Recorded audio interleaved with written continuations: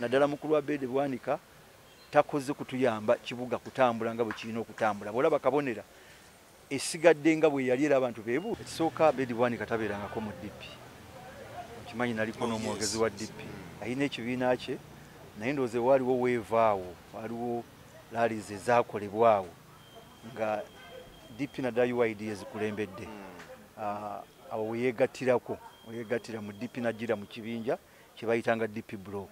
Era n'engenda ye yennyini ye yanyingiza nankwasa ne card nanyambaza n'akakofiira ebifaananyi ndowooza nagenda okukisitadinga nga kibiina kirungi kitambuza ebintu bulungi, abakulembeze b'esimbu bali vibrant, naddala pulezidenti oyo Bobi Wine ng'ensonga zayogera ate ze ziruma abantu ate ng'azoogera bulungi ali articulate ne solution zagenda okuleeta. Assalamu alaikum wa rahmatullahi wa barakatuh. Amanya nze Haji Mukiibi omusomi w'edduwa. Nkuba omulanga mwenna abali ebule n'ebweya abali emangalibi ne mashariki. Buli kimu kyonna bw'owulira nti ekyakukwatako kyagaana, buli ky'okwatako emikono tekikola, nja kukuyamba era nja kukukolera buli ky'oyagala. Mujje mbasomere edduwa kijja kutereera. Omuntu atasobodde kutuuka wendi nina ettogero. Ompa amannya go ne ngawandiika ne ngasuula mu ttogero ne nkulombera edduwa. Ebyo byonna by'obadde olowooza byonna bijja kusimulukuka. Haji Mukiibi nsangibwa ku nnamba 0752 0708 tewali kigaana kyonna nga nkwaniriza nnyo gwe wenna tulaba yonna gy'osinziira okutulaba. Nze Geoffrey Mayanja olunaku olwaleero ntambuddeko ndi wano ne Honorable Judy Mbabaali. Bwe njogera erinnya Honorable Judy Mbabaali kakasa gwagoberera ebyobufuzi erinnya eryo limanyi bulungi nnyo era oludde ebbanga ng'oliwulira. Nasooka okumanya Honorable Judy Mbabaali bwe yali yeesimbyewo mu Bukoto Central e Masaka era akaloko yakalimu ne yali Vice President omwami Sekandi ebiseera ebyo. Azze atambula mu byobufuzi era nga yali musajja mu DP ajja kutubuulira oba gye yasookeramu oba alina gye yasookera nalyoka ajja mu DP tugenda kubimanya. Era ne mmanyaako ffenna twakimanyaako nti yakulemberako Masaka yali ndowooza tannaba kufuuka Masaka City.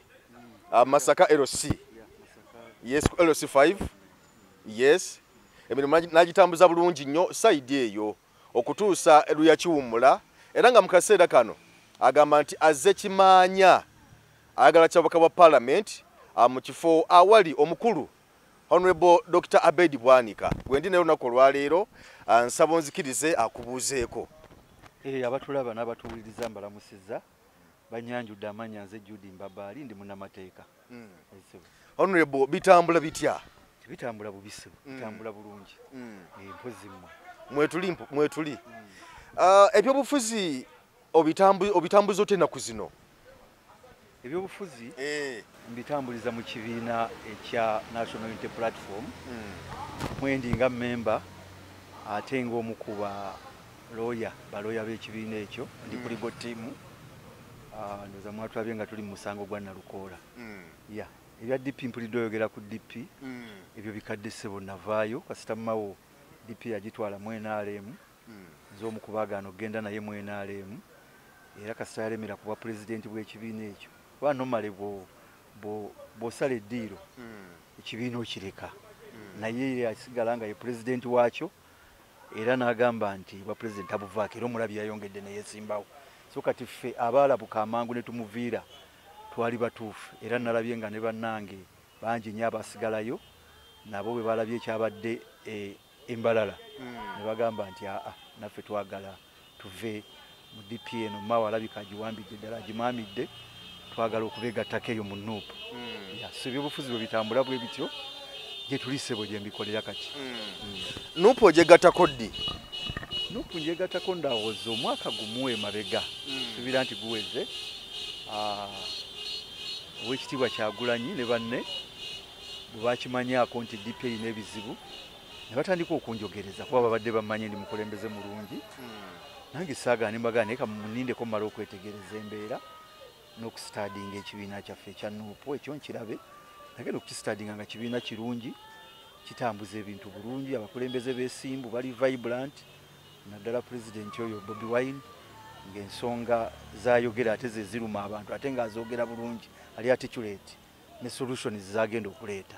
So kwe kubategeeza nti akati ndred okubeegattako era neŋŋenda ye yennyini ye yanyingiza nankwasa ne kaadi nanyambaza n'akakofiira ebifaananyi ndowooza otera obbirabanga bitambula esebo banno bwe mwali mu DP awo wennyini nga situna kuvaawo okuli Abedi Bwanika gwe weesimbyeko mu kiseera kino mwami Honorable Mpuuga ba Honorable Mabikke n'abalala bangi essaawa zino balabika nga beeyawudde ku kibiina kya NUP bakivaako bakyabulira dda era nga mu kaseera kano batandiseewo n'ekibiina ekyabwe kye bayita DF Democratic Front bamaze dda okugyegattako olowooza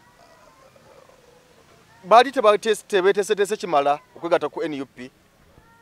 Kaakati sitera nnyo okwagala kwogera ku bantu naye ensonga gye baliko yo nja gyogerako.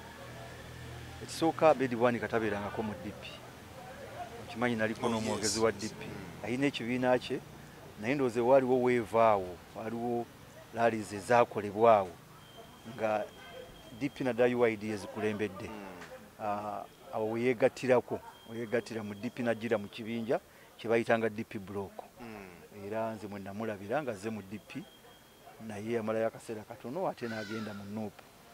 Of course ye Mpuuga, Honorable Mpuuga ye yali wa DP era twabeeranga naye mu DP naye basalawo ne bagenda mu NUP ng'etandika ebyokusooka naye ndowooza ne basangayo obuzibu manyi waliwo kye bayita compatibility. Abakulembeze abamu owesanga nga bo tebali tolerant bw'aba yagala kino kikolebwe bwe kiti ate gwe n'okikola bwoti ng'olwatabuka ng'atandika obutatambulira ku bigendererwa bya kibiina okugeza kibiina ekyo kyayinanga policies zaakyo kwe zaagala okutambulira ne mu parliament naye ndowooza bo nga balina ate engeri ebintu gye babiraba era most of the time Abedi Bwanika yabeera nnyo ku radio ku ya CBS programu ye y'olwomukaaga parliament yaffe nga buli lwaba ayogera newandibadde memba wa kibiina kya NUP naye ng'abeera agikolokota ng'amala essaawa nga 2 nga yakolokota NUP. So ndowooza oluvannyuma ne bazuula nga tebajja kusobola kubeera mu NUP ne batandikawo ekyabwe okutali musango era tubasabira ebintu bibatambulire bulungi. Ki ekyakutanudde okuva e Bukoto okujja Kimaanya? Kaakati nze nzaalibwa Kabonera ekyalo kwenzaalibwa n'owekitiibwa Katikkiro Mayiga yazaalibwa. We tuli awo wali mu gombola y'e Kabonera. Egombola y'e Kabonera bwe nali kyali chairman wa district twagigatta ku city era bwe tugigatta ku city nebeera nga egombolola eyo n'ey'Ekimaanya ze zikola constituency gye bayita Kimaanya Kabonera era y'ensonga lwaki bagiyita Kimaanya Kabonera. Ati kitegeeza nno nti siri Bukoto kubanga egombolola Mwenve yali entwala Bukoto Central yavaayo ne yeegatta ku kibuga so y'engeri gye nazzeemu mu Kimaanya Kabonera ssebo yewaffe simanyi oba ontegedde bulungi. Kutegedde bulungi yewaffe so kati y'ensonga lwaki nazze okuvuganya abo bantu abo mbakiikirire era nja bakiikirira bulungi ssebo. Kiki kyolaba kitatambudde bulungi ekimaanya Kabonera ekyogamba nti kino kyekisinze okunzijayo? Kaakati Masaka eyo yakutulwamu twali twagala yonna esigale nga city naye ne bagamba nti tondemu ekitundu ekimu ekyakisigale eyesigale Masaka rulo e Masaka district kati tubeera ate ne Masaka city. Netugamba kale ekyatwagaza okufuna city twagala enkulaakulana. Masaka yali ekulira ku speed nnyo mpaka olutalo lwa Amini bwe lwagisaanyaawo Nyerere n'ajja n'agikuba era Nyerere tukyamuyinako obuzibu kubanga ye Amini bwe yalumba Kagera Nyerere naye n'aleeta emizinga gye n'agiteeka awo saidize ku mutukula awo n'atandika okuweereza ebikompola ng'akuba Masaka n'agiseeteeza. Masaka was flattened.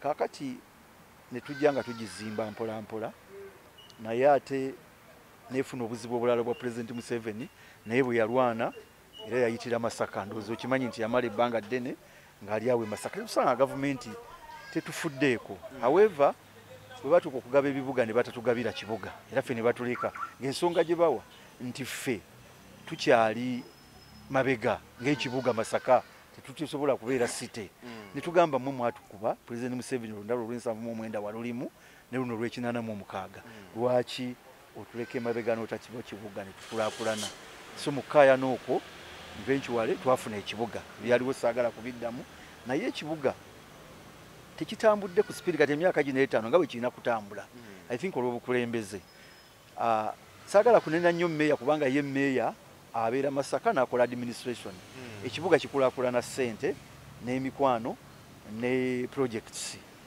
kati bano abakulembeze ababaddeyo naddala ababaka abaliyo ekyo tebakikoze tebasakidde Masaka mu parliament teboogedde bituluma nze bwe nali chairman we C5 twafuna ebintu bingi nnyo naye nga biva mu kulobinga biva mu kunnyonnyola biva mu kuyisa resolutions nga council ne tuziwa ababaka ne bagenda ne babaako kye bakola this time tekibaddeewo simanyi wabagwamu maanyi naddala mukulu wa Bede Bwanika takoze kutuyamba kibuga kutambula nga bwe kirina okutambula bwolaba kabonera esigadde nga bwe yali era abantu beebuuza lwaki mama ya Bede Bwanika takoze kimala kusakira bannakimanya kabonera era kimanya kabonera naddala eggombola ye kabonera bo bakomplaininga bagamba naye ffe twegatta ku kibuga kati emyaka 5 naye tewali kikyuseemu yadde n'akamu kujja kukuteeka ku misolo gy'ekibuga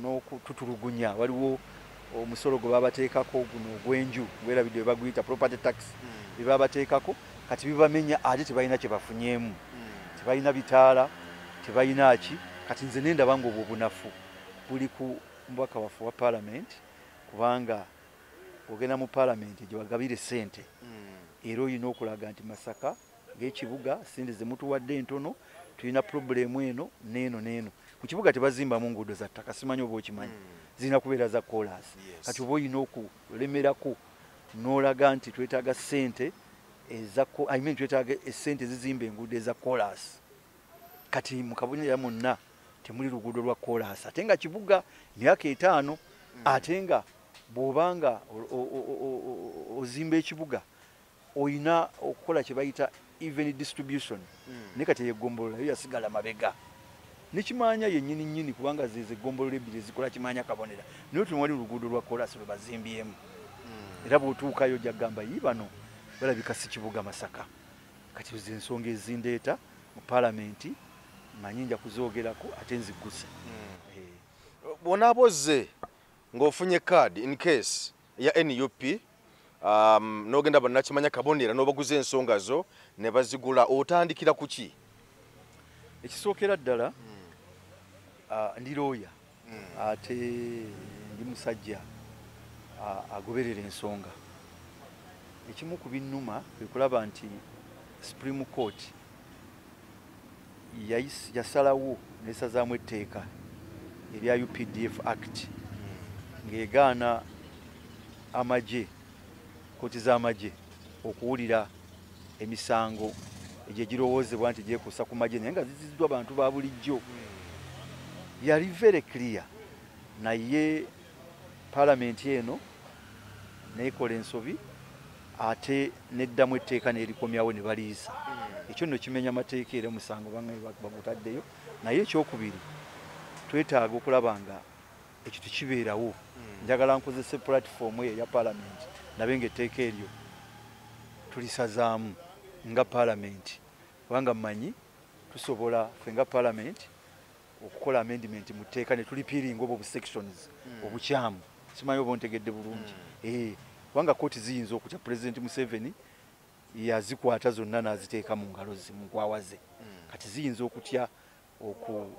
okusazaamu naye ffe nga bammemba ba palamenti nga tuli clear nga tunnyonnyodde bannaffe tusobola okuyita etteeka eryo ne tuyisa amendment tekolebwa kugatta mu tteeka oba kulikyusakyusaamu naye n'okugyamu obuntu obwo kati obuntu obwo ne tubugyamu ne tunyweza kiri kooti kye yasalawo ekyo kinjagala okutandikirako era bannange natandise dde okuba loobinga bannalukoola bonna era wawulidde nga nalukoola naye akyogerako nti nange bwe nyingira mu palamenti kyetandikirako it's one of our strategy nga bemupi banuupu abajja okusinziira ku bago lino engeri kati lyafuuse etteeka kuba Mwai Museveni amaze okusayininga amaanyi agaliteekebwamu na byonna ebyalabika ensimbi okuyitinganiza lizoogerwako biki byonna olowooza likyayinza okudda emabega Mwami Museveni nakkiriza nti wabwewo ebigibwamu nga yamaze n'okulissaako omukono engeri Mwami Museveni gye yalwanye ennyo ne gavumenti ye okulaba nga liteekebwawo n'obwangu byakozesezza okulisayininga kati nga lyafuuse etteeka olowooza kikyasoboka okuliyitayo okubako n'ebikyusibwamu? Weebale nnyo. President Museveni ekimwagaza etteeka eryo alikozesa to repress okunyigiriza naddala abo abamuvuganya oba ye balowooza nti balabe be abatwala eyo mu kkooti y'amagye n'abalagira eyo mukole kino ne mukole kino era bangi balaba abakakkanyiza nga akozesa kkooti eyo. Kaakati Uganda tesobola kutereera nga tukyayina enkola eyo omuntu n'akozesa amagye okulemesa abantu okwogera bye balina okwogera gavumenti y'okugikuba ku nsoloboto kuba babeera mu gavumenti abantu balina okwogera freely kubanga oba okulembera bo. Kakati ekyo tetuyinza kubeera mu paalamenti netutuula ne tugamba nti tugenze kuteeseza bantu ng'ekyo tukiresewo ekiri kisobokera ddala naye kubeera kunnyonnyola. Abantu bwe bannyonnyola n'obalaga obuzibu obukirimu bategeera. Okutwala bannabyabufuzi mu kkooti y'amagye n'obasibira eyo si kirungi era eggwanga lisigala nga teririna demokrasi nga litambula mu mbeera ey'obwa dictator ne mu kutya. Kati gwe bwogera mu paalamenti musajja nga nze n'otula mu paalamenti n'olaba ekintu ekyo ekikyamu n'otabaako kyokola oba okoze ensobi so nga bwe nkugambye tujja kunnyonnyolegana tunnyonnyole n'amawanga agatwetoolodde katuli mu East African Federation tunnyonnyole n'abo abatuwa obuyambi kiteeka lino kyamu twetaaga okulijjawo. Ekyo nno kyolaba waliwo kye twali tukozeeko. President Museveni yali nga ye ekibiina kye kikozesa ensimbi z'omuwi w'omusolo nga ffe nga ab'opposition tetufuna ssente era ng'ebyobufuzi tebitambula bulungi. Olwaleero olaba Nuupu efuna ku ssente z'omuwi w'omusolo era olaba ebintu ebitambuza bulungi yazimba n'ekitebe n'ebibiina ebirala era bisanyufu nti bifuna ku ssente naye omanyi gye kyava twaloobinga ngaffe abali mu opposition ebiseera ebyo naddala Dr. Semwogerere tutegeeza abagabi b'obuyambi nti ne bwe munaakola mutya eggwanga terisobola kutereera ne development tesobola kujja bye mwagala nga ebibiina binyigirizibwa. N'olwekyo mukkirize tuyise etteeka President Museveni muteeke ku pressure akkirize ayise etteeka ebibiina bibeere funded era n'awandiika obutabo n'aloobinga nga bw'omanyi ekyetaaga okuloobinga era eventually olaba etteeka lyayita era essente ebibiina bizifuna. Ekyalumya ate President Museveni kati olaba Nuupu ayagala agijjemu mu bafuna ssente ng'agamba nti bwe mutajje kutuula nange ku mmeeza y'emu essente mbasizibawa naye nga ekyo ekimuluma nti ebibiina kati biri organized byayisa etteeka essente bizifuna essente ezo mu mateeka ate ne bizikozesa bulungi okusobola okulaba nga nabyo bifuna omusinzi ne bammemba ba paalamenti baabyo ne basobola okubeera nga beeyongerako obungi.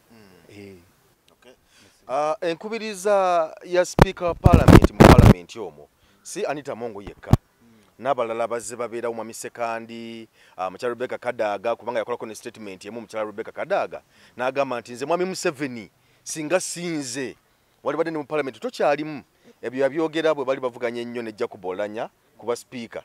Olaba nti enkubiriza y'aba Speaker erimu kyekubiira oba oli akusinza ku maloboozi g'abantu n'abatunula ensonga nga bwe zitambula. Ekyo kigenda ogenda kukikola olutya gwe ng'ayingira mu Parliament okulaba nga otambuza n'okuteesa obulungi n'okuyisa amateeka amatuufu nga Parliament ekyayimiridde bwetyo ne ba Speaker bafaanako bwe batyo. Kintu ekyo weebali kukijjayo y'emu ku problems ze tulina mu mawanga amalala.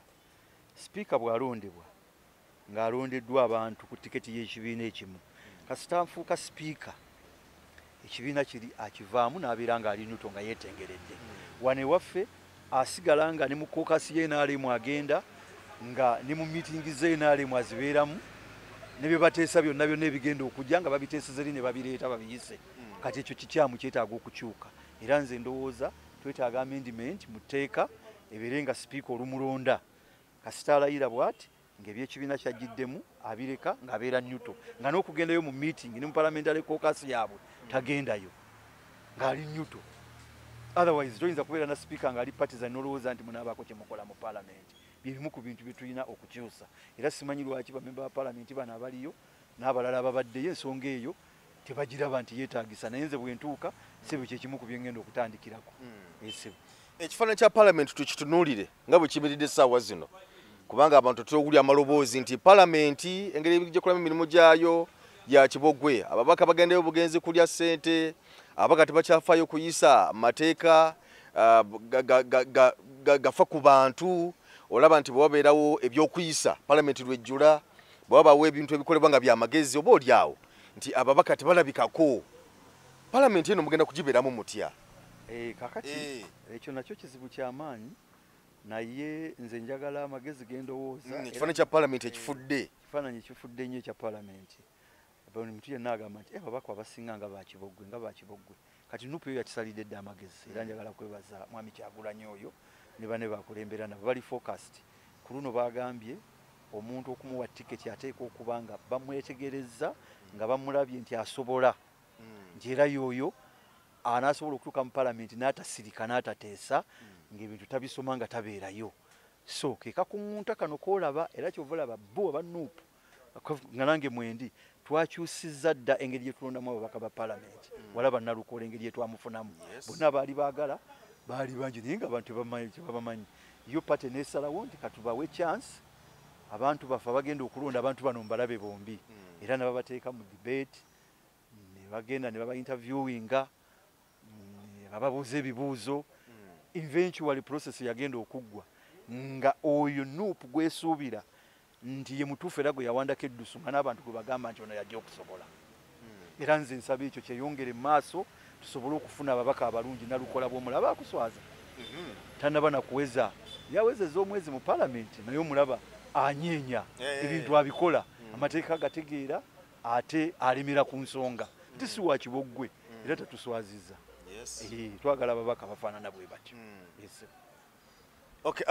ekirala mu kibiina kya nuupu abamu bagamba nti engeri abakulembeze gye balondebwamu nga teese mu kamyufu nga bwe tulengedde bannaffe aba NRM bwe bazze bakola ne bategeka akamyufu newankubadde nti kabaddemu oba oliawo emigozi bano naye ngaga nti oba oliawo nti ne NUP bwe yalikoze okufuna abakulembeze abatuufu n'otabeera okwemulugunya kwonna nga bwe gwali mu kisanyi ekiwedde nga bagamba nti abamu batukana okuba nga tiketi bagulangule obawo nti ekibiina abakulu b'ekibiina abamu bava naga nti bya bulimba naye kati okujja waga amaloboozi oba matuufu oba ga bulimba okugajja nga bagamba nti lwaki ekibiina tekitegeka akamyufu free and fair kakati ekisooka nuupu erina constitution buli kibiina kigoberera constitution kirina constitution yaakyo nuupu erina constitution yaayo erina okugobererwa era eyogera nti executive erina okubeera n'esse ennene mu kulonda ababaka abanesimbawo ku bubaka bwa palamenti njagala okuwa example ya DP nagibeeramu ebbanga ddene nabo balonda ababaka era executive yerina final say nti gwe jangu ne baba kulonze eri ne bakuzuula nga toli mutuufu executive esobola okugamba nti oyo newandibadde yayiseemu mu kamyufu naye situgenda muwa ababaka bwa palamenti kakati DP obuzibu bwerina njagala okukozesa nga example oluvannyuma nja kukozesa ne NRM nti abalonda akamyufu babeera 40 ku 40 ago nga chairman owa constituency ayinako executive yo y'abantu 25 kati bwabeera ne executive y'abantu 25 chairman oyo gwasongako nti ono gwe njagala afuuke MP era yatwala obwe MP oba ntegezegedde bulungi so ekyo tekiri democratic kubanga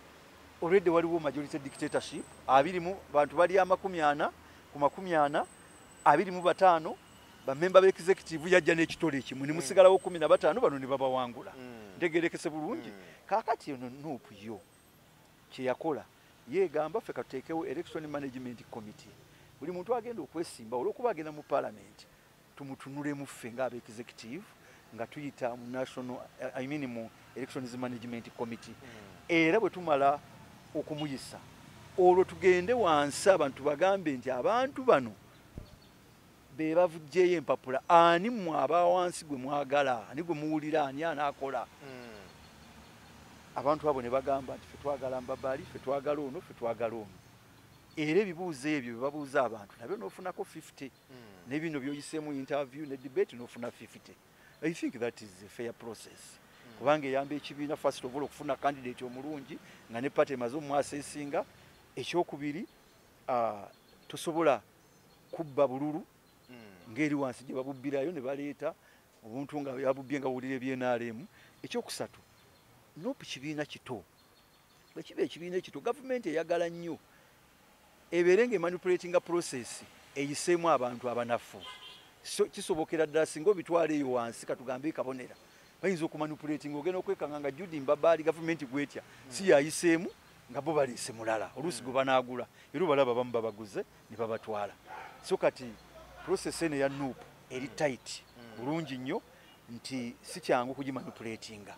Ojja kwekanga process ziri endala abantu abo benkugambye 40 kyangu nnyo. Gavumenti ogenda nebawa ssente nga ba DP ne balonda owaayo gweyagala. Kati ekyo mu nuupu tokisobola mu process eno eriko. So nyo nuupu egezaako okwegaadinga kubanga emanyi nti ediringa na dictatorship. Era nze ndi musanyufu nnyo ne process ate eri democratic. Naye waliwo kano akayitamu abatafunye kaadi noga nti zirabadde ŋŋwanidde naye kaadi oli yasasudde ssente nga tayogera process yayitiddwamu yaga nti oli yasasudde ssente ne bagimuwa. Kumugenda kakola mutyako kuba kabaddewo nnyo. Kituufu nti abantu bagula kaadi eyo.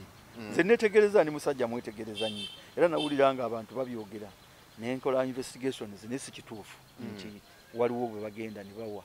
Era Secretary General Rubongo yayamaze dde okulangirira nti bw'owulira omuntu yenna ajja n'akugamba nti mpa ssente ojja kufuna kaadi mutubuulire tumukoleko ng'amateeka bwe galagira. Ekyokubiri ojja kumanya nti bakubba bubbi. Ekyo abadde akyogera publicly ne President naye abadde akyogera Kyagulanyi. Kati waliwo n'omukyala akulira Elections Management Committee ya NUP naye azze akyogera repeatedly. So process terimu ssente. Kati bano boogambye abagenda obutayitamu mu kamyufu banyiige. Of course kati folaba ewaffe ekimanya waliyo abantu ndowooza nga 3 abaagala naye omukufa alina okuyitamu era bw'ayitamu ng'ayisemu bulungi tewali nsonga lwaki okaayana. Era nze nabagamba dda nti nze bwe mbasinze kubawadde tiketi nja kudda emabega w'oyo gwe bawadde tiketi munoonyeza akalulu. Tojja kujja emyaka 5 tugenda kugiweza nga NUP weeri ng'ekibiina ku 10 oyinza kugiwaako mmeka engeri gyetambuzaamu emirimu. NUP ngikureditinga era bwe nali nyingira ekibiina nategeeza abantu ne President yennyini Kyagulanyi nti tukwebaza tutudisappointinze era y'ensonga lwaki ffe tuli mu kwegattako twandibadde tugenda ewalala naye tulabye nga ekibiina kitambuza bulungi ne banno. N'olwekyo NUP njiwa 92%. 8 ezo nenzirekayo ebadde n'ebizibu ebirala ebigitawaanya naye ku performance ekoze bulungi nnyo era kyova olaba nti kati esobodde mbadde leero ku kitebe nga nzizaayo empapula zange for nomination. Naye ndabye nga abantu bava Kalamojja bava Bundibujjo bava Eggulu bava Ekigezi ng'ate luli opposition teyayinangayo bantu mu bitundu ebyo nga beenaale mbokka bebalinamu bewali ebbugumu. Ebbugumu eriri ku NUP headquarters oligoberera simanyi ebibiina ebirala golowooza lwaki tewaliyo bbugumu ebyo opposition.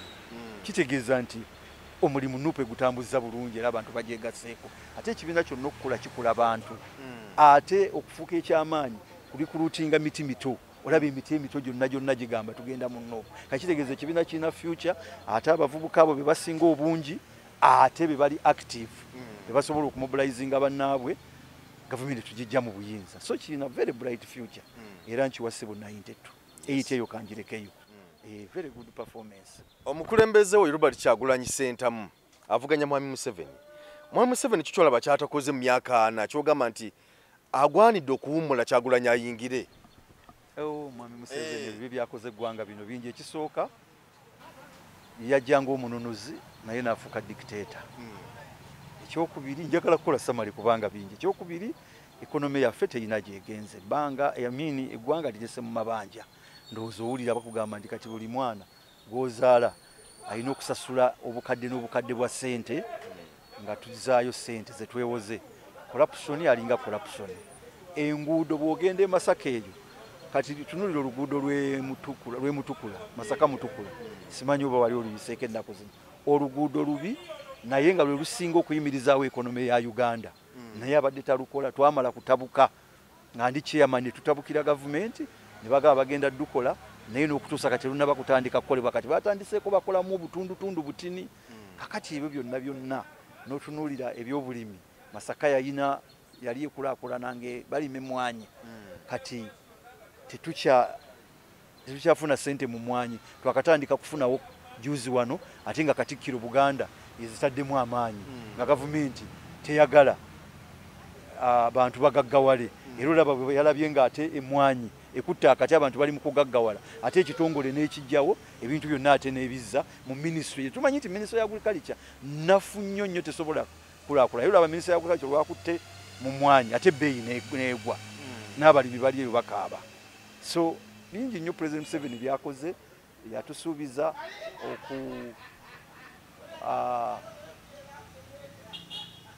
abantu beeruweeru yabasuubiza nti bajja kubeera Mekka bajja kufuuka Mekka naye ndowooza olaba ebiri eruweeru esente bwe zikuŋŋaanyizibwa ez'omusolo for example ezisinga ziva Masaka eyo nno sente for example ez'emmwanyi tufune sente nnyingi nnyo nga gavumenti okuva mu mmwanyi naye ekitundu kya Buganda kino tekifunyeemu kyekisinga okusasula emisolo naye tekifunyeemu ate biri ewaabwe gye bakoze enguudo ezinyirira eziri Kawerette bw'otuukayo eyo ennaku ezo nali mu Western Uganda y'enguudo ziri Kawerette bulungi nnyo naye ezaawano zitunuulire ozirabe olwawano oluyita olugenda e Sembabule oluyitira wano Empigi munda Kabasa Butambala bakalukola ate nawe era lwali lwanduulu so President Museveni obukulembeze bumulemye ate kati akaddiye yandibadde atanze badde simusuubira nakwesembawo ku mulundi guno era neewuunyiza sebo byebimu emyaka 20 Dr. Besigye gye yamala ng'avuganya mwami Museveni era bingi bye yakola abantu nga balowooza nti agenda kumutwala amumaze olowooza ku Kyagulanyi kinaasoboka ku mulundi guno kubanga twayita mu kalulu akawedde nga bina ebyalo twabira abangeri gitwabiyitamu twali mu COVID n'ebirala byonna ku mulundi guno olowooza kinaabeera kitya olowooza wayinza okubeerawo essuubi mu bannayuganda olirengera ntambula ndi musajja atambula Buganda yonna tegenda kulonda President Museveni Buganda tegenda kulonda President Museveni banyiivu nnyo Busoga banyiivu tebagenda kulonda President Museveni obwavu bubali bubi mu Eastern naddala Bugiswawo nuupu egenza esenserayo mu West eno eri Besigye gyava ne mu Mbalalaawo nawo abantu banyiivu mu Northern Uganda Sala abaddeyo naye okimanyi batera okulonda opposition kasa bafunamu confidence abantu bangi mu Northern Uganda bagenze bafuna confidence mu Kyagulanyi Centamu era bajja mulonda so tusuubira nti tujja kuwangula ate naffe tukyamobilizinga ate linda campaign zitandike ojja kulaba omuliro waliwo kibayita okukwata mu kalulu nti omusajja twamuwangudde naye yeerangiridde ekyo mugenda kukikola mutya osuubira kyalikoleddwa kitya tunabakulira ku protest vote tuli mu kumobilizinga bannayuganda nti president bwe wakwatira kalulu kaffe tetutuula butuuzi naffe tubeeko kye tukola ye protest vote genda olonde kalulu kakuume ate bwe bakabba kayano kanunule era bibeerawo nnyo bantu mu nsi nnyingi bamala akalulu kalonda ne bakababbako naye ne beerwanako ne bakanunula mu Ivory Coast wamanya eno waliwo akasi waliwo Yahaya Jammeh wamuwulirako nsi nnyingi ezikikoze naffe tusuubira nti banaakabba obujulizi we buli nti bakabbye tetujja kabalekera so tusuubire ku mulundi guno bannayuganda babimu n'essuubi nti akalulu kanaba kakwatiddwamu nga bwe byogerwa tusuubire nti Kyagulanyi Centamu bw'anaaba akawangudde anaaba mu ntebe Kyagulanyi Centamu kyemukakasaako nti musajja ali focus tomanye ebibufuzi weetaaga n'otuula n'ofocusinga ate n'ogaidinga abantu kati azza akiraba nti wabeerawo obubbi bw'obululu obubeerawo n'agamba naye solution ki n'agireeta ate solution teri walala wonna teri maje teri muffe byannababufuzi eri mu bantu abantu bwebategeeza nti bwe bakabba bagenda kabba bwe bati ne bamanya nti bagenda kabba ne balabira ddala nga bakabbi bo bakola ekyo balina okukola ate nga kikkirizibwa mu mateeka ne mu constitution yaffe ekikkiriza. Ekyali ekawempe wakiraba kaluuka ekawempe nakalimu nnyo nakanoonya ate nembera mu kakuuma bajjayo mamba ezo zazaavirayo bwereere okubakuba mu bajournalist baali babakubira bwereere baali bakuba nga beetegeka okukabba era bajja beetegesa okukabba naye walaba vigilance gye twalimu abantu gye baleeta vigilance nga y'amaanyi ne bakuuma akalulu kaabwe ne bajja basamba boxes naye endala ne bazikuuma bulungi nnyo era ne bubalibwa era bwe bwamala okubalibwa nga Nalukoola awangudde naye olaba ne basala olugezigezi ne bagenda mu kooti ne basazaamu okulonda okwo kw'abantu naye abantu beeyongedde okukyaji nga bagamba nti ate kati tugenda kukuyiira akalulu kangi nnyo ate tukakuume bulungi Nalukoola. Yesibo so waliwo solution ku ekyo kyembadde gamba. Abaana bano abasibiddwa mu makomera bafuuti soja n'abalala abawagira NUP n'opposition okutwaliza awamu anteekateeka ki kati eriwo kuba kati eriwo kati abagenda omala emyaka 5 waliwo abakatwalibwayo olaba baze emyaka 3 buli omu n'ebbanga lye nteekateeka ki eriwo okulaba nga abaana bano bava mu makomera? Ekisooka waliwo ligo ttiimu egenda erwanirira abaana abo. Recently twafunayo n'abalala bongedde okukwata president actually takyalina bakuumi baba bonna babakwata ate babakwata mu ngeri eri bruto edi mutu omulaba nagenda omulaba juzi e Masaka nga yenna bamukubakuba kibi nnyo tumusabirawo ne mangu naye ekyo tekitumalamu maanyi era tuli beetegefu abaana abo balwanirira nga tuyita mu mateeka naye nga ate ne gavumenti tugiteeka ku nninga. Gavumenti yali eyisemu abo abaana be byakwata ngegamba nti mwabanupu mujje mutule nange ku ntebe tuteese nsobole okuta abaana. Ekyo nno bwali bunaffe era ndowooza olaba nti kyali kirina we kijja otuteeka awakyamu kuba President Museveni mwanigize ng'agamba okukola kino nammwe temunvuganya gwe tonvuganya gwe tokola bwoti okola bwoti abamu ng'ebagula nga bumanyi mbeeramu abanafu naye twakyewalira ddala ne tugamba nti tujja kuteesa abaana baffe tubawulirize era abamu tubajjeeyo. Mukyala Malendo oyo omulwadde wamulaba mulimu gwe yakola mu kooti mu maaso abaana abasinga ne babata era tukyalwana ne bano bajja bata tukozesa amateeka ng'ate tutegeeza n'abagabi b'obuyambi President Museveni gwe mupokere ssente ali mu kusiba abaana nga basibira obwemage olw'okubeera nga alowooza nti beegase ku Kyagulanyi okumujja mu buyinza era babataddeko n'ebisangosango ebya treason ebyaki naye nga si bituufu. Lobbying is very very important naddala international community era tuli twogerezeganya nabo bategeeza nti President Museveni akoze kino ne kino ne kino ne kino era akikola mu bukyamu era mukube ku nsolobotto. Kale akasembayo nga tumaliriza twalabyeko awo balooya e Masaka nga mwekalakasa mugamba nti abalamuzi mu kooti e Masaka batono ddala ba munyoto ate nga emisango egy'okukolako miyitirivu. Ndomu ku balooya bawoleza emisango e Masaka mu kooti ate ninayo ne Rofamu e Masaka mu town ku Coach Road. Tulina obuzibu era njagala okwebaza bannange balooya naddala mukama waffe atukulembera e Masaka bamuyita Alexander Lule okutumobilizinga ne tuvaayo ne tukayana ku lw'abantu. Nze nina emisango mingi giweranga 30 naye nga kati wayise emyezi emyezi 15 ng'emisango egyo tegiwulirwa.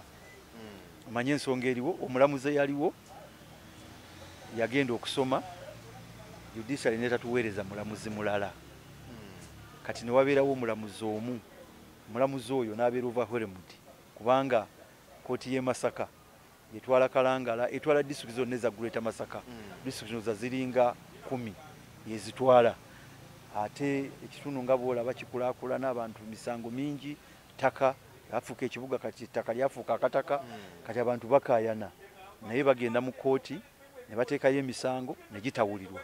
Nkugambye nateekayo emisango naye wayise omwaka nga gumu kitundu nga tewali kyali kikoleddwa ku fayiro okujjako guteekayo ne bagamba nti tulinde mpaka bwe banaatuwa omulamuzi. Tulinze omulamuzi tajja ku luno baali batugambye bano be balonda bagenda kutuleetera abalamuzi 2 tebabaleese baleeseyo omulamuzi omu nga tasobola kukola so ensonga lwaki sibo twagenze mu kwekalakaasa. gavumenti ebintu bigiremye nnyera waliwo mbuuliza nti biki ebiremye President Museveni ebyo bimu ku bimulemye. Judiciary ukimanya abantu bagenda bafuna enkayana nga kkooti zirina batawuluza naye talonda balamuzi alondayo batono ate alonda baba ab'NRM balonda talonda balamuzi bagezi abalina amagezi okusala emisango naye akulonda ng'agamba nti oyo anaatuyamba oyo waffe oyo wa NRM oyo tunasobola omukontrolinga abo balonda nabateeka mu judiciary ne bafuuka abalamuzi. Kale emboozi yeeyo Honorable gwembadde naye olunaku olwaleero nga tuwayamuko ku mboozi awo ajja kimanya kabonera bannaffe ab'emasika side eyo agamba ku mulundi guno wayitidde awo ajja mu paalamenti. Sebo Honorable tukwebaza ku lwakadde k'otuwadde. Honorable Judy Mbabali munnamateeka sebo bangamba gwowuliriza ekereziya.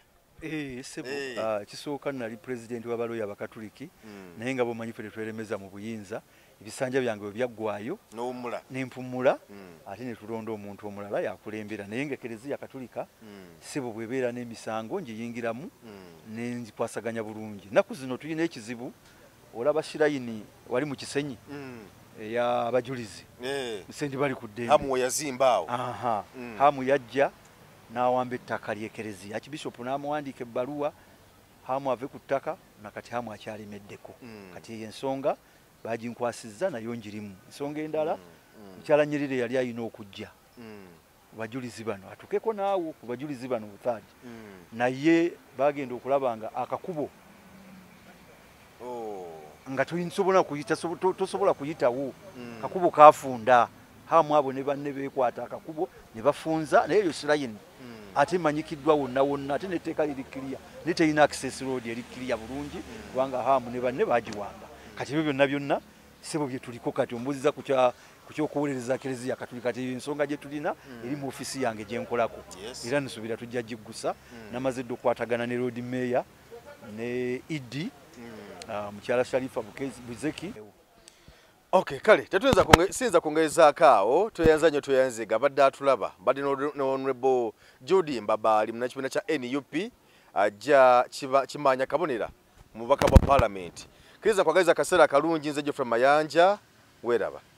Assalamu alaikum wa rahmatullahi wa barakatuh. Amanya nze Haji Mukiibi omusomi w'edduwa. Nkuba omulanga mwenna abali ebule n'ebweya abali emangali ne mashariki. Buli kimu kyonna bw'owulira nti ekyakukwatako kyagaana buli ky'okwatako emikono tekikola nja kukuyamba era nja kukukolera buli ky'oyagala. Mujje mbasomere edduwa kijja kutereera. Omuntu atasobodde kutuuka wendi nina ettogero.